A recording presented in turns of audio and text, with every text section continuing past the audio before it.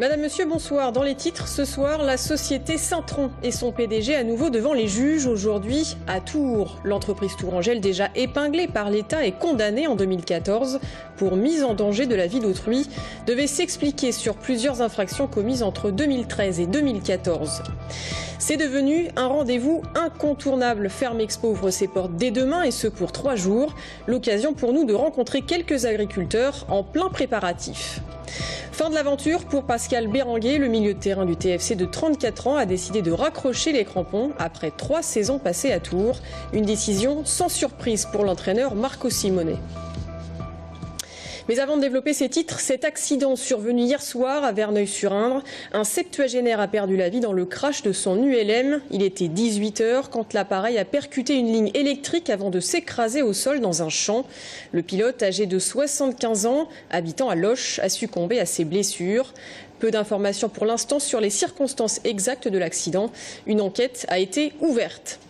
La société Saint-Tron et son PDG à nouveau devant les juges aujourd'hui. Basée à Auzouer en Touraine, l'entreprise qui fabrique notamment des cols pour l'électronique et manipule des produits dangereux avait été épinglée par les services de l'État. Manquement aux règles de sécurité du travail et de l'environnement. Saint-Tron et son patron Robert Moore étaient poursuivis pour mise en danger de la vie d'autrui dans l'exploitation de leur usine près de Château-Renaud entre 2005 et 2010.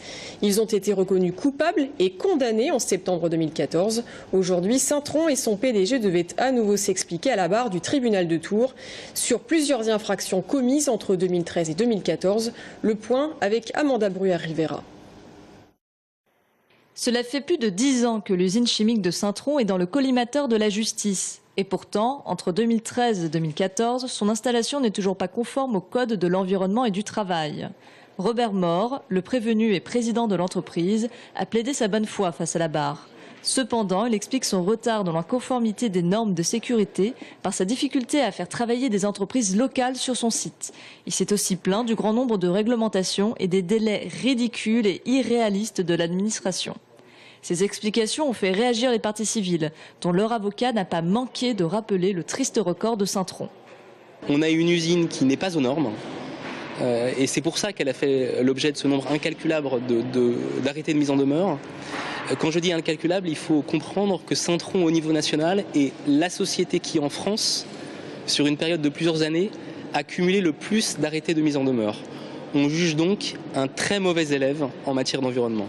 Si un ancien inspecteur de l'administration venu en qualité de témoin a pointé des problèmes structurels de management, de formation et un manque de culture de la sécurité au sein du site, personne n'envisage la fermeture de l'usine, qui est l'un des derniers employeurs de Touraine. Ni le PDG ni l'avocat de la défense n'ont voulu s'exprimer face à notre caméra. Le jugement devrait être prononcé d'ici 2 à 3 mois. En bref, accident mortel ce matin à Saint-Martin-le-Beau sur la départementale 83. Vers 7 h 30 du matin, un véhicule a percuté un 2 roues. Le conducteur de ce 2 roues, un mineur, est décédé. La route coupée ce matin dans les 2 sens a été rouverte en cours de matinée. Et la sécurité routière, justement, avec un chiffre, 5. C'est le nombre de tués sur les routes du département en octobre, un mois particulièrement meurtrier. Cependant, on note une baisse d'accidents et de morts en Indre-et-Loire en 2015 par rapport à l'an dernier. On comptait 742 blessés en 2014. En 2015, le chiffre est descendu largement en dessous des 700. Même constat pour le nombre de morts qui a lui aussi baissé de 15% en un an. C'est devenu un rendez-vous incontournable. Ferme Expo, la plus grande ferme du département, s'installe à Tours jusqu'à dimanche. Pour cette 10e édition, on attend 40 000 visiteurs, 2 000 animaux et 5 000 éleveurs et céréaliers. L'occasion pour nous de rencontrer quelques agriculteurs en plein préparatif. Sur place, Loïc Argili. Des œufs, des volailles, de la viande ou encore du lait. Ou dernier écueil en date, l'étude sur la nocivité de la consommation de la viande rouge. Les agriculteurs et les éleveurs ont traversé et traversent toujours des phases difficiles. Le salon Ferme Expo qui va s'ouvrir sur Tours est un peu une bouffée d'air pour la profession et un moyen de redessiner l'avenir. L'agriculture traverse une période de crise sans précédent, notamment avec des prix de vente de nos productions qui sont très bas. Ceci dit, le but c'est d'être là demain et donc c'est d'abord de se voir, se souder les coudes, se remonter le moral. Et puis en étant à Ferme Expo, c'est un bon moyen d'investir ensemble dans du matériel, de trouver des nouvelles techniques pour être plus performant dans l'élevage, dans les grandes cultures. Découvrir de nouvelles techniques de culture qui permettent de rentabiliser la production grâce à de nouvelles machines, c'est aussi ça Ferme Expo. Mais parfois, rien ne vaut la bonne vieille méthode pour redonner envie aux jeunes de s'intéresser à l'agriculture. Il y a 1800 élèves, des jeunes enfants qui vont passer. Donc ils passent par groupe d'une quinzaine sur chaque atelier. L'atelier laitier, là nous à côté nous avons les cochons, la viticulture, les abeilles, différents stands avec des choses simples pour expliquer les bases, pour comprendre d'où viennent les aliments que nous trouvons dans le commerce. Découvrir les chiens de troupeau ou encore des espèces avicoles de compétition, Ferme Expo, 3 jours pour mettre en valeur le savoir-faire des agriculteurs. À Blois, des milliers de clients du réseau Orange privés de téléphone et d'internet. Des voleurs se sont introduits dans la galerie technique du pont Charles de Gaulle et ont dérobé des câbles en cuivre, endommageant le réseau de fibre optique. Au total, ce sont près d'une vingtaine de communes concernées. Orange prévoit un rétablissement total d'ici ce soir. Une enquête de gendarmerie est en cours et Orange devrait déposer plainte. Demain, vendredi, attention, certains cabinets médicaux seront fermés. En effet, l'ensemble des syndicats de médecins libéraux de la région Centre-Val de Loire appellent à une grève pour protester contre le projet de loi de santé de la ministre Marisol Touraine.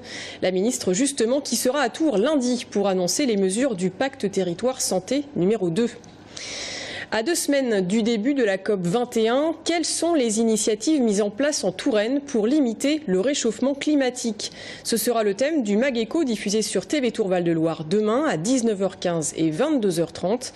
Combien d'emplois verts existent-ils dans notre région et quelles sont ces entreprises qui surfent déjà sur le développement durable? Stéphane Frachet fait le point avec ses invités. On regarde un extrait de l'émission. Pourquoi il y a si peu, il doit y avoir 1 ou 2 programmes dans toute la région centre de méthanisation? C'est parce que c'est trop cher? C'est parce que, votre avis, Didier Supply, vous qui êtes un fournisseur de ces stations de méthanisation? Aujourd'hui, la problématique, c'est que souvent, on n'a pas d'entreprise référence pour gérer ce genre de stations. C'est complexe, ça demande des investissements très très importants et un entretien, un savoir-faire qu'aujourd'hui en région centre on n'a pas forcément du fait du faible nombre d'installations. Les aspects emploi, moi je pense que dans nos domaines elles viendront par les services. Il y aura toujours des emplois dans le domaine de la conception et du design, certes, mais dans les services, je fais allusion notamment à tout ce qui est production, à tout ce qui est maintenance, installation, exploitation, collecte des données, stockage des données. On parle beaucoup du big data dans le domaine du bâtiment intelligent. On va connecter des données. Qu'est-ce qu'on en fait? Comment on les exploite? Où est-ce qu'on les stocke? Et je pense que vraiment les services de demain vont, à mon avis, vont générer beaucoup d'emplois, mais plutôt sur ces aspects-là, plutôt que la production du produit en tant que tel. On passe au sport maintenant avec un départ, celui de Pascal Béringuet. Le milieu de terrain du TFC a décidé de mettre un terme à sa carrière de footballeur. Âgé de 34 ans, son contrat avec le club tourangeau courait jusqu'en juin 2016. Béringuet n'a disputé que 2 matchs cette saison. Il n'avait plus joué avec l'équipe première depuis le mois d'août. Une décision donc mûrement réfléchie et sans surprise pour l'entraîneur Marco Simone. On l'écoute au micro de Loïc Argilly.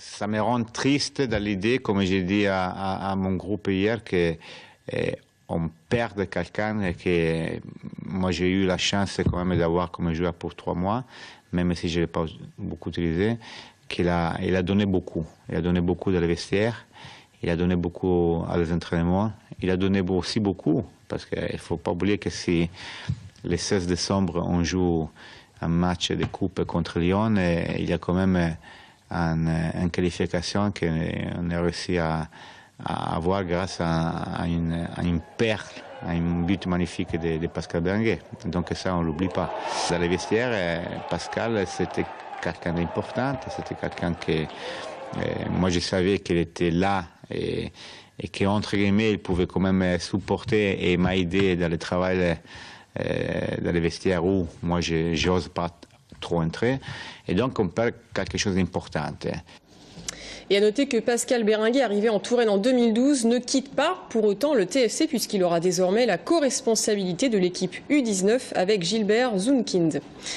Volley et nouveau rendez-vous fin décembre pour l'équipe de France. Après avoir joué contre le Brésil début septembre à Tours, les Bleus champions d'Europe viendront de nouveau jouer Salles-Grenon. Ils seront cette fois-ci opposés à la Belgique dans le cadre de leur préparation pour les JO de Rio. Match amical contre la Belgique le 29 décembre à 19h, Salles-Grenon. Et vous le voyez à l'image, Erwin Ngapet, on parle toujours volley, puisque l'ex-joueur star du TVB a renversé avec sa voiture 3 personnes la semaine dernière près d'une boîte de nuit en Italie où il joue actuellement en club. L'accident s'est passé du coup entre la nuit de mercredi à jeudi. Le champion d'Europe de volley formé à Poitiers puis passé pro à Tours s'est rendu à la police avant d'être laissé libre le temps de l'enquête. L'un des piétons percuté un homme de 41 ans est toujours dans un état grave. Erwin Ngapet a été suspendu provisoirement par son club. Une fois n'est pas coutume, Émilie Tardif nous a rejoint sur ce plateau. Bonsoir Émilie. Bonsoir Audrey. Alors vous êtes en direct tous les soirs dans Tout sur un plateau à 18h pour 45 minutes d'infos positives. Et si vous êtes sur notre plateau, c'est pour nous donner une bonne nouvelle. Et oui, parce que maintenant, les Tourangeaux vont pouvoir poser des questions en direct, presque, à vos invités. Et Dieu sait si vos invités sont nombreux et sont célèbres. Louis Garrel, José Garcia. Alors expliquez-nous un petit peu le concept de ce côté interactif de la chose. Oui, c'est pas une première. En fait, on va le lancer officiellement demain à l'occasion de la venue de 2 invités nationaux. On va dire, là, c'est Éric Nolot qui sera à l'Auberge de la Treille pour une rencontre soirée-débat autour du thème « La critique est-elle un sport de combat ?» et Michel Drucker qui sera aussi avec nous demain pour lui dédicacer son livre à la boîte à livres après. Il sera en rencontre le soir. L'idée, c'est, et on l'a déjà fait une fois ou deux effectivement depuis le début de l'année, on l'avait pré-testé, c'est de donner l'opportunité aux Tourangeaux, à vous, partout chez vous, et même bien sûr aux gens du Loir-et-Cher, bien entendu, qui est aussi notre public cible, de pouvoir eux poser leurs questions en vidéo à l'antenne de TV Tours, c'est-à-dire que grâce à un système très simple qu'on va vous expliquer, eh bien vous pouvez poser votre question, elle sera diffusée à l'antenne et ils devront y répondre. Alors s'il y a une censure, est-ce qu'on peut poser toutes les questions? Non, on peut poser toutes les questions à partir du moment où bien sûr ce sont des questions qui sont ouvertes aux moins de 18 ans, on va dire. C'est la seule censure qu'on va opérer. Sinon, il faut se sentir libre, il faut s'amuser avec cet outil. On peut demander par exemple à Michel Drucker demain quelle est la marque favorite de ses croquettes pour son chien qu'il emmène partout avec lui. On peut demander à Éric Nolot s'il est vraiment copain avec Zemmour dans la vie. On peut demander tout ce qu'on veut. L'idée, c'est de s'amuser et surtout que les Tourangeaux et les Loir-et-Chériens puissent prendre possession de l'antenne pendant quelques minutes et pouvoir poser leurs questions fraîches et autre chose qu'une question d'intervieweur classique. Alors justement, comment ça marche? Ça marche très facilement, ça marche super bien. Il suffit d'aller sur la page Facebook de Tout sur un plateau, il y a un lien, il suffit de cliquer sur la photo, on vous envoie sur... Alors ça c'est intéressant, mais oui, regardez, c'est une petite appli développée par la start-up tourangelle de Julien Darguès, ça s'appelle Interview App, ça permet à l'origine de faire des entretiens d'embauche à distance. Nous on a récupéré ce système pour pouvoir l'offrir à nos téléspectateurs. Vous vous inscrivez en 2 temps 3 mouvements, il suffit de donner un email, un prénom et un nom. On teste votre connexion internet et votre webcam et hop c'est parti, vous avez 1 minute pour poser votre question, ça se fait très intuitivement. Alors dernière petite question, j'ai entendu dire que peut-être début décembre il y aurait d'autres invités prestigieux, Sandrine Kiberlin et Edouard Baird, c'est vrai? Info ou intox? Alors je ne peux pas encore vous dire, voilà, c'est secret défense pour le moment, mais effectivement de toute façon, que ce soit avec Sandrine Kiberlin, que ce soit avec Edouard Baird, le 8 décembre, mais je vous ai encore rien dit bien entendu, c'est pas encore confirmé, bien sûr, c'est entre nous, c'est sur ce plateau, rien n'en sort, mais l'idée c'est qu'on puisse renouveler ça et de plus en plus donner accès à nos téléspectateurs à avoir la parole à l'antenne et poser leurs questions à nos stars, à tous. Très bien, donc voilà toutes ces questions, vous pouvez les poser sur le Facebook de l'émission. Merci Émilie, et je rappelle que vous êtes tous les soirs à l'antenne en direct à 18h sur Tout sur un plateau. Je vous le disais en début de journal, ce week-end, la plus grande ferme du département a pris ses quartiers au Parc des Expositions. On va les prendre en tout cas demain à Tours. 10e édition pour ce rendez-vous incontournable qui fait la part belle aux producteurs de notre territoire. Agriculture, gastronomie, vin, l'événement attire chaque année près de 40 000 visiteurs.